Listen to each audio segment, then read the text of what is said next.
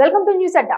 జమిలీపై BJP action mode 2029 fix. ఒకే దేశం ఒకే ఎన్నిక విషయంలో చాలా ఆతృతతో ఉన్న కేంద్రంలోని బీజేపీ ప్రభుత్వం 2029 ఎన్నికలను జమిలీ పద్ధతిలోనే నిర్వహించే దిశగా అడుగులు వేస్తున్నదని సంకేతాలు వస్తున్నాయి. తెలంగాణలో 2028లో అసెంబ్లీ ఎన్నికలు నిర్వహించాల్సి ఉండగా వాటిని ఏడాది పాటు వాయిదా వేసి జమిలీ పద్ధతిలో నిర్వహిస్తారని తెలుస్తోంది. జమిలీ ఎన్నికలపై ప్రస్తుతం కొనసాగుతున్న పార్లమెంట్ బడ్జెట్ సమావేశాల్లోనే కేంద్ర ప్రభుత్వం బిల్లు తీసుకురానున్నదని విశ్వసనీయ వర్గాలు చెబుతున్నాయి. అంతకు ముందే జమిలీ బిల్లుపై పార్లమెంట్ సంయుక్త కమిటీ నివేదికను కూడా ప్రవేశపెడతారని తెలుస్తోంది. బిల్లు పాస్ అయి చట్టబద్ధత వస్తే తెలంగాణ రాష్ట్రంలో పార్లమెంట్ ఎన్నికలతో పాటే అసెంబ్లీ ఎన్నికలు నిర్వహిస్తారు. అయితే పొరుగునే ఉన్న ఏపీతో పాటే పోలింగ్ నిర్వహిస్తారా, వేర్వేరు తేదీల్లోనా అనేది మాత్రం షెడ్యూల్ విడుదలయ్యే సమయంలోనే స్పష్టం కానుంది. ఒకే దేశం ఒకే ఎన్నిక విషయంలో ప్రతిపక్షాలు తీవ్ర అభ్యంతరాలు వ్యక్తం చేస్తున్న విషయం తెలిసిందే. తెలంగాణలో 2023 నవంబర్ 30వ తేదీన అసెంబ్లీ ఎన్నికలకు పోలింగ్ జరిగింది. డిసెంబర్ 3న ఓట్లు లెక్కించి ఫలితాలు వెల్లడించారు. ఈ ఎన్నికల్లో మొత్తం 119 సీట్లకు గాను Congress 64, BRS 39, BJP 8, MIM 7, CPI 1 స్థానంలో గెలుపొందాయి.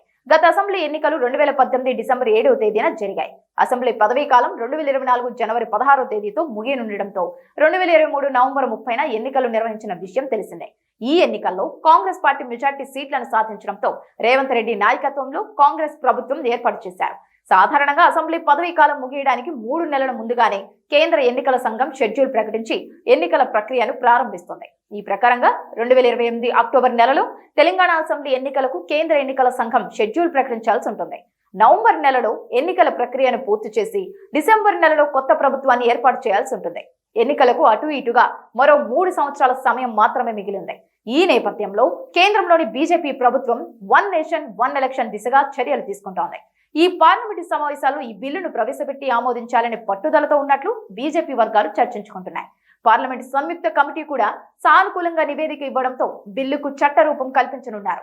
వన్ నేషన్ వన్ ఎలక్షన్ బిల్లుకు ఎగువ దిగువ సభల్లో ఆమోదముద్ర లభిస్తే పార్లమెంట్ అసెంబ్లీ ఎన్నికల ముఖ చిత్రమే మారిపోతుందంటున్నారు. అన్ని రాష్ట్రాల అసెంబ్లీతో పాటు పార్లమెంటుకు ఒకేసారి ఎన్నికలు నిర్వహిస్తారు. అయితే తెలంగాణలో కూడా అప్పుడే ఎన్నికలు జరిగే సూచనలు బలంగా కనిపిస్తున్నాయి. అదే జరిగితే ముఖ్యమంత్రి రేవంత్ రెడ్డి పదవీ కాలం మరో 6 నెలల పాటు పొడిగించే అవకాశాలు మెండుగా ఉన్నాయి. పార్లమెంటులో చట్ట సవరణ ద్వారా ఈ పొడిగింపు చేయనున్నారు. భారతదేశ పార్లమెంట్ ఎన్నికలు 2024 ఏప్రిల్ 19వ తేదీ నుంచి జూన్ 1వ తేదీ మధ్యలో మొత్తం 7 దశల్లో నిర్వహించారు. ఈ ఎన్నికల్లో మొత్తం 543 సీట్లకు గాను బీజేపీకి సాధారణ మెజార్టీ రాలేదు.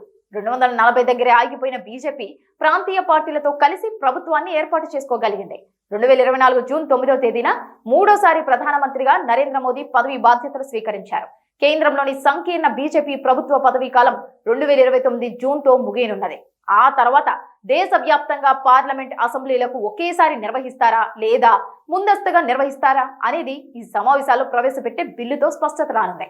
గతేడాది కేంద్ర ఆర్థిక శాఖ మంత్రి నిర్మలా సీతారామన్ తమిళనాడులో మాట్లాడుతూ జమిలీ ఎన్నికలు 2029లోనే జరుగుతాయని, ముందస్తు అనేది ఊహాగానాలేనని కొట్టిపారేశారు. జమిలీ ఎన్నికలు ముందుగానే వస్తాయంటూ ప్రతిపక్షాలు లేనిపోని ప్రచారం చేస్తున్నాయని, ప్రజలు అలాంటి వార్తల పట్ల అపోహలు వద్దని ఆమె కోరారు. పరోక్షంగా కేంద్రంలో బీజేపీ ప్రభుత్వం 5 సంవత్సరాల పాటు పాలన కొనసాగిస్తుందని, ఆ తర్వాతే జమిలీ వస్తుందని నిర్మలా మాటల్లో సుస్పష్టమవుతున్నదని రాజకీయ విశ్లేషకులు అంటున్నారు. అయితే 2028 సంవత్సరంలోనే జమిలీ పూర్తవుతుందని, అందుకు తగ్గట్టుగా బీజేపీ ఏర్పాట్లు చేసుకుంటుంది అనే వాదనలు కూడా లేకపోలేదు. ఓడిపోయిన జాతీయ పార్టీలు, ప్రాంతీయ పార్టీలు కూడా ఎవరికి వారుగా జమిలీపై లెక్కలు వేసుకుంటూ తమ శ్రేణులను అప్రమత్తం చేస్తున్నారు. అప్పటికల్లా కేంద్ర ప్రభుత్వం నిర్వహించే జనగణనతో పాటు కులగణన కూడా పూర్తవుతుందని, కులాల వారీగా లెక్కలు తేలుతాయి అంటున్నారు. దీని ప్రకారం పార్లమెంట్, అసెంబ్లీ నియోజకవర్గాల పునర్వ్యవస్థీకరణ పూర్తి చేసే 2028లోనే జమిలీ పూర్తి చేయొచ్చని రాజకీయ విశ్లేషకులు బలంగా నమ్ముతున్నారు.